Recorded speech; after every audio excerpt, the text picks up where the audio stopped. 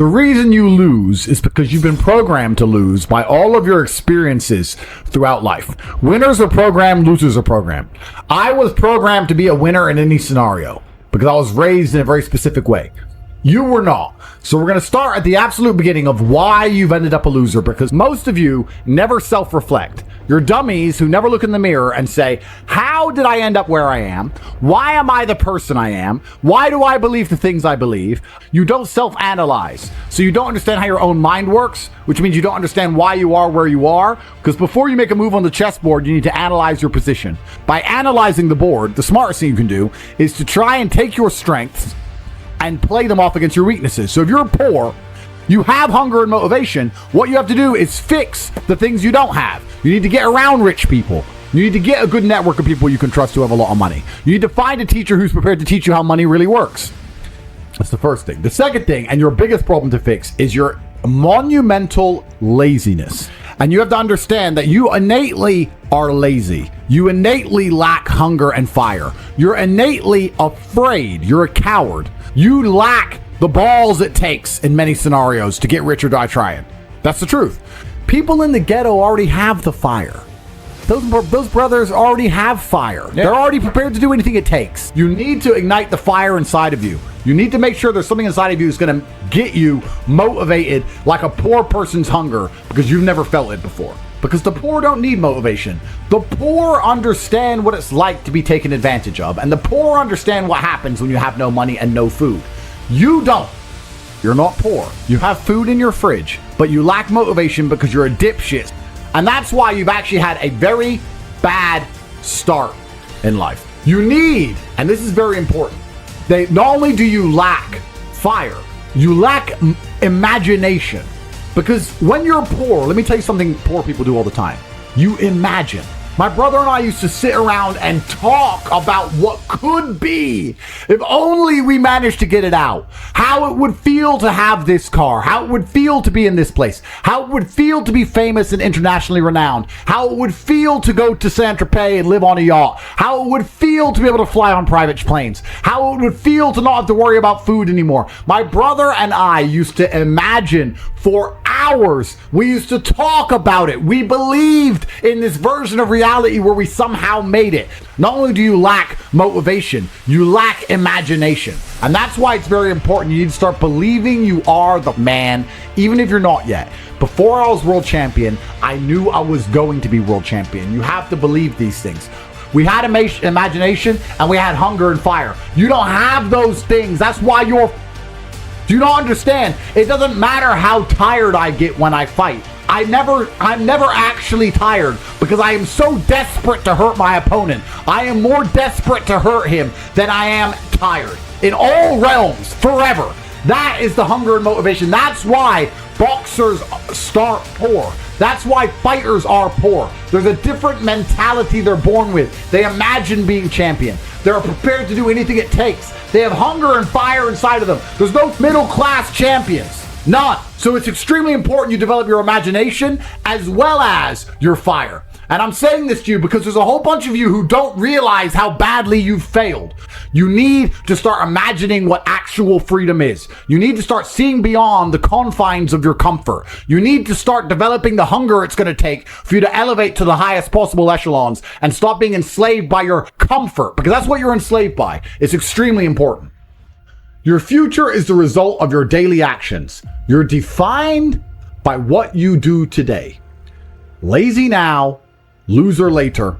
Get to work. Now, what have you done today which is going to positively affect the outcome of your future? When have you sat and imagined your dream life? When have you self-analyzed and self-reflected and tried to work out where you've gone wrong to end up such a mediocre specimen of man? Why can't you go down to the dealer and buy a brand new Lamborghini right now? Why not? Is it a lack of money? Is it a lack of, what is it? Is it only money?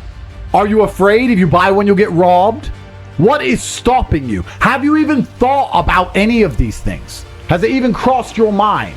It's extremely important, gentlemen, that you understand the chessboard and understand exactly where you are so you can make changes. Most of you are not actively building a future.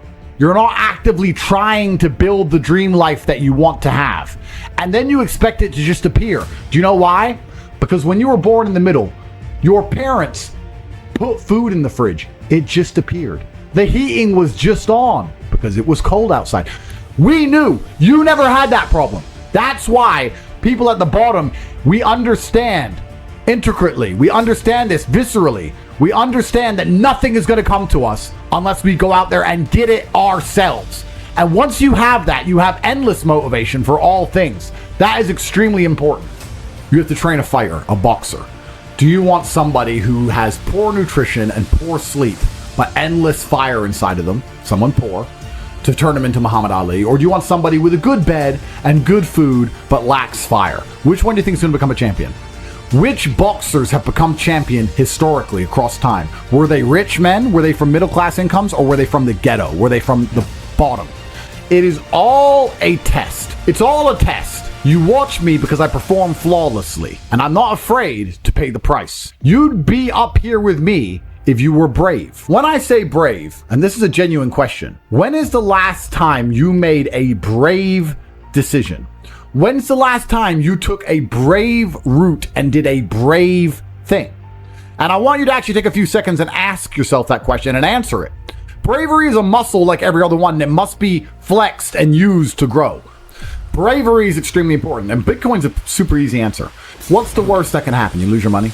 Do you think people like us were afraid to buy crypto once we worked it out? Once we were told about Bitcoin at $800, do you think we were afraid to buy it because we might lose money? Do you not understand? People like us don't give up. That's how we end up here. Oh, you're lacking hunger. You're scared to be brave. You're lazy. I don't want to put my $6,000 into Bitcoin. I might lose it. I might lose it. Because you lack bravery. So, if you've done nothing brave that you can mention instantly off the top of your head, then what you need to do is something brave quickly. I'm not quitting. That's called handing the prize to somebody else. There are a certain number of prizes in the universe. There are stars that exist. They're just out there. There's prizes. So the people at the bottom have something that you don't have. It's hunger.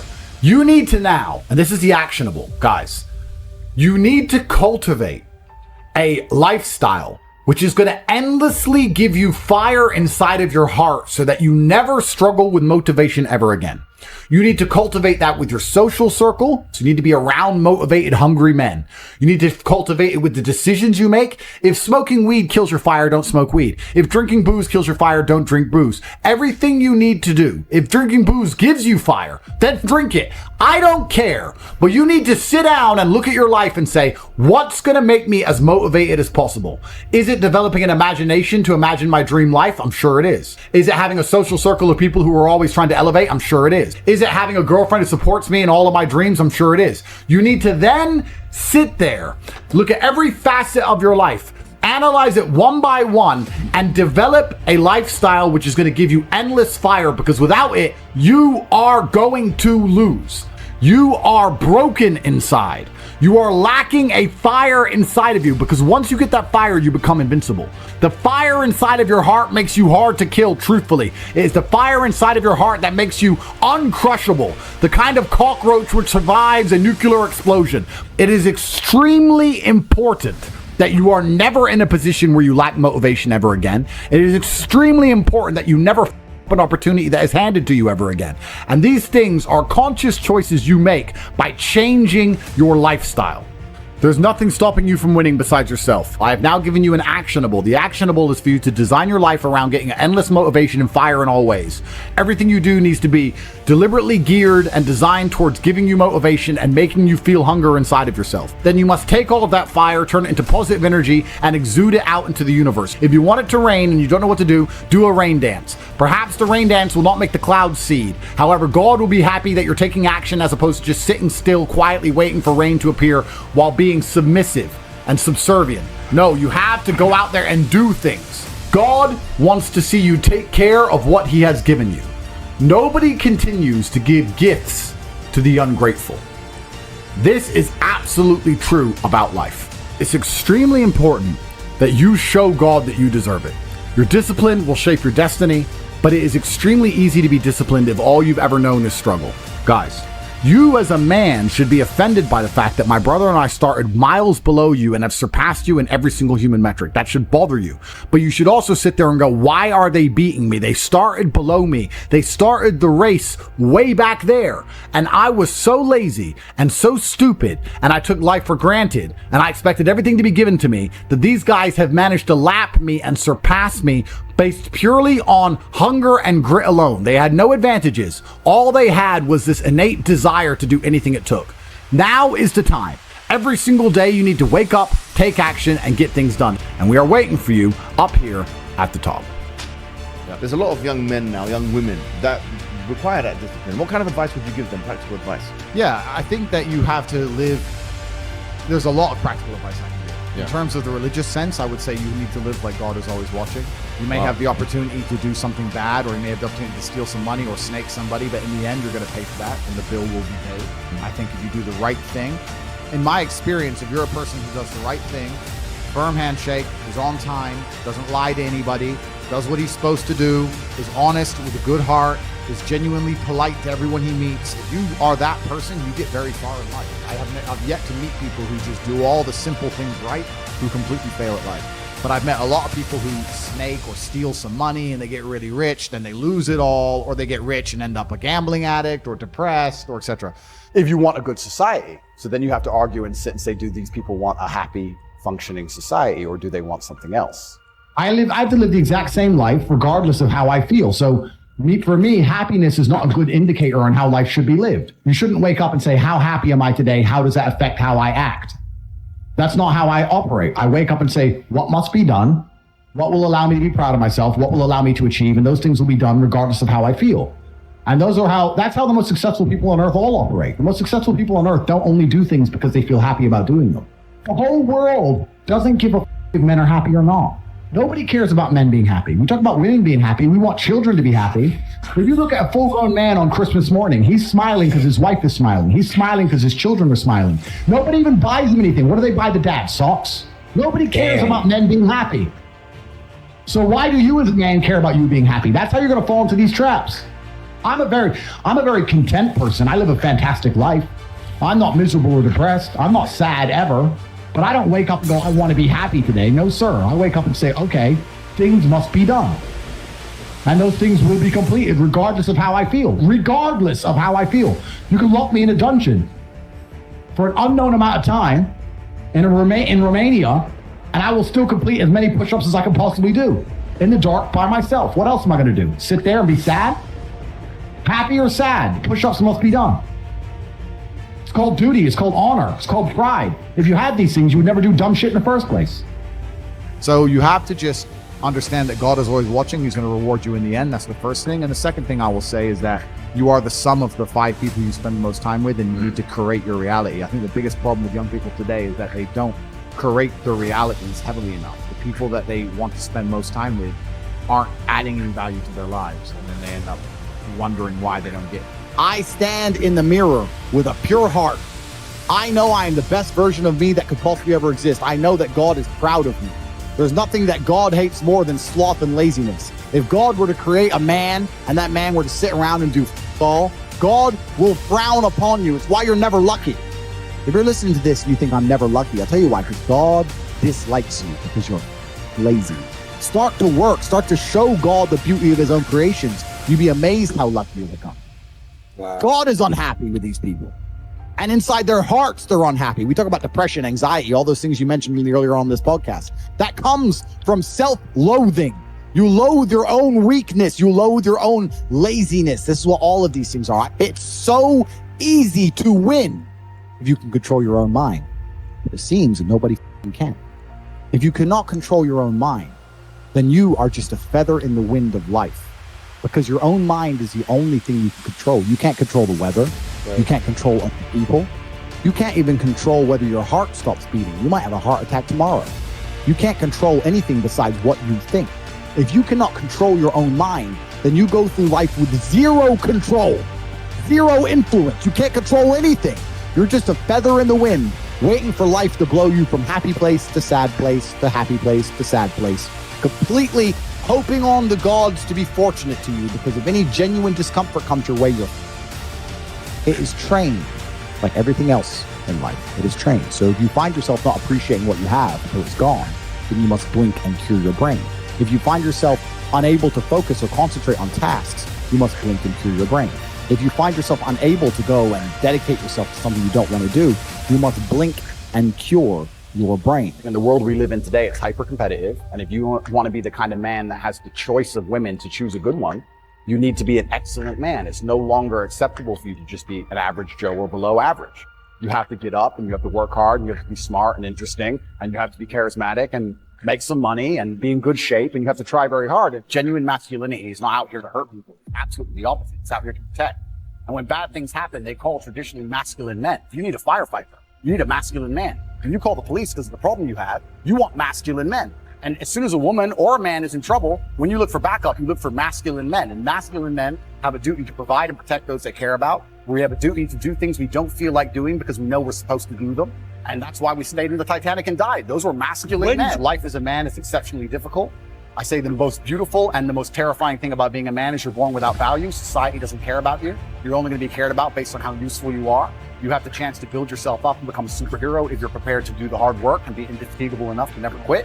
But if you're going to stand around and wait for a handout, nobody's going to ever respect you. And I think that a lot of people have forgotten about how difficult, how competitive it is as a man. We're always in constant competition with each other.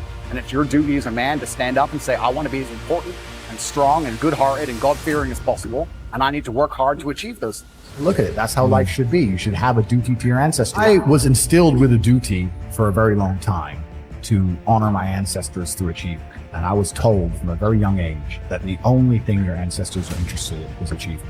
Even to this day, when I do podcasts, people repeatedly talk about my father. If I wasn't successful, he wouldn't be spoken about him. He died 9 years ago. And he was a good chess player, but no one's really that interested in chess. The reason he lives on is because I'm so monumentally successful that people are interested in my origin story, and he is mentioned.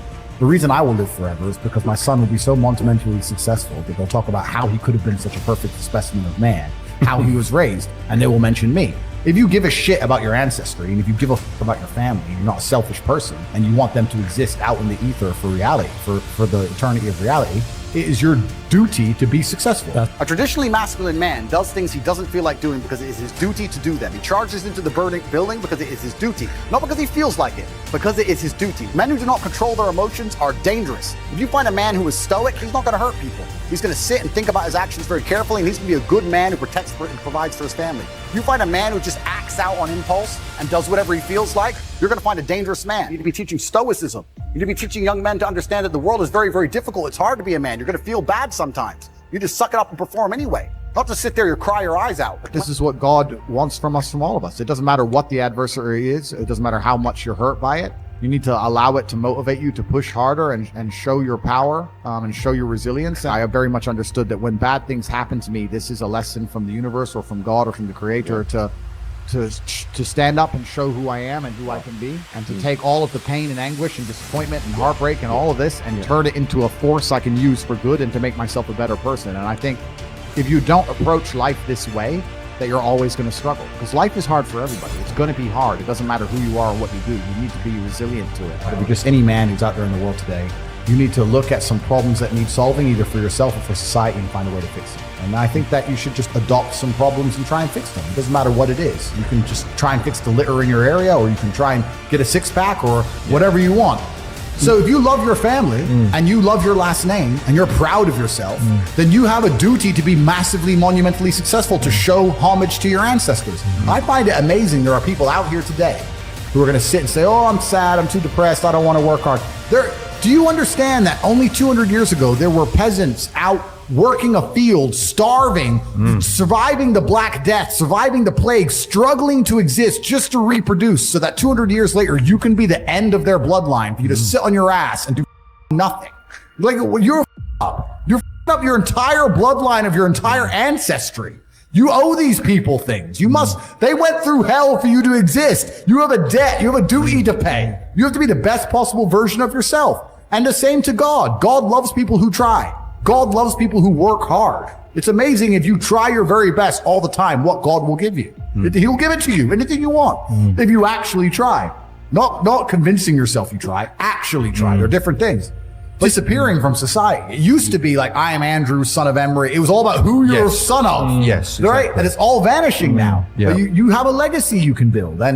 And I love the fact that when I was growing up, when my dad walked into a chess tournament, people were scared because his name was said, and they were fearful of his last name. And now people are fearful of the last name again because of me, and they will be again because of my son. And this is the beauty of life as a man. And one of the most terrifying but also gratifying things of life as a man is that we're all born relatively valueless. I don't think women are born that way. A woman, if she's born, especially if she's attractive, has an innate value. People just want her no matter what. But as a man, if you're not an important man, nobody gives a about you, and they're never going to care. So you have to build yourself from the ground up, and that's scary for a lot of people, but it's also a massive opportunity. You can decide if you want to be a famous musician or a nice sensitive poet or a painter or a kickboxing world champion or a businessman. You get to decide on all the different characters in the video game. You can choose, who do I want to be? And then if you actually try, you can become it. Isn't that amazing? You can wake up and go, you know what? I want to be this kind of guy. I knew who I wanted to be. I wanted to be the dude pulling up in the Lambo, 3 a.m, gets out. Everyone's like, who is this big, strong, rich dude? I wanted to be that man, so I became him. And if you don't want that, if you want to go be a musician and play guitar and get a bunch of chicks and chill in Bali and smoke weed, whatever, go, you can choose your character and build it. And there's also some universal constants. Like a lot of people don't have the ability to understand the compounding effect of doing the right thing time after time. Even if you start a new business and you don't know what to do. I guarantee if you're always on time, if you're a builder and you're always on time, take the basic shit, just be on time. Yeah. Over time, you may think, oh, I'm just on time, no one notices. Trust me, across 10 years, that's the difference between being a successful builder and not being a successful builder. Just stick to the absolute basics and do the right thing and know what you're supposed to do. And this is why I have so little sympathy for people who go, oh, I'm trying to make it and I can't, because I think they're lying to me and they're lying to themselves. So I got a lot of emails and a lot of messages and a lot of people like, bro, I'm trying my best. And my answer is simply, no, you're not. I really don't think they're trying their best. Maybe I come across and I seem non-sympathetic, but I'm from a council estate in Luton. I'm now a billionaire.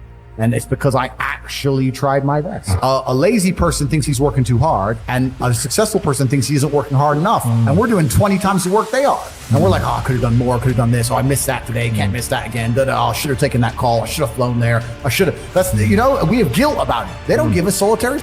And even if you pointed it out to them, they'd sit there and go, oh, yeah, and they'd make some excuse for it.